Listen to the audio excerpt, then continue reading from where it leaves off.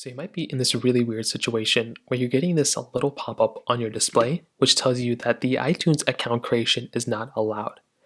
Now, this can happen for a couple of different reasons. The number one reason why something like this can end up happening is because there might be a random glitch within iTunes, and maybe your particular account hasn't really used iTunes just yet.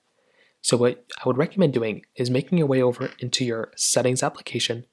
So come right into settings, and then go ahead and tap onto either your name up here. Now, if it just says sign into iTunes or sign into your Apple ID account, you can tap into there to sign in your Apple ID account.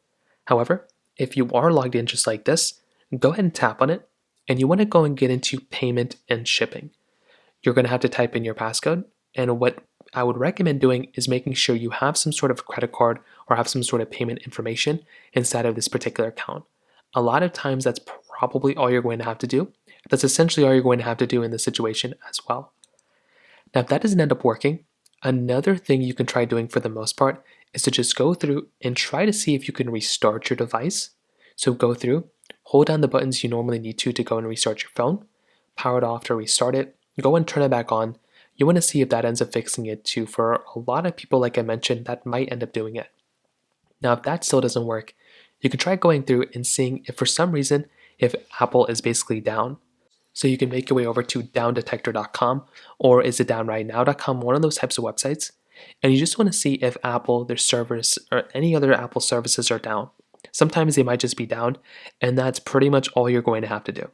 So if that's still not working, what you can try doing too is to try seeing if you can try updating your phone. So make your way over into your settings application, try updating it, or try seeing if you can wait it out and see if that ends up fixing the problem as well. So that pretty much covers it up there.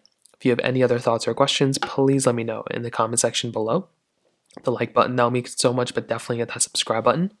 More importantly than everything else, I love every single one of you guys. Hopefully I'll catch you guys in the next video.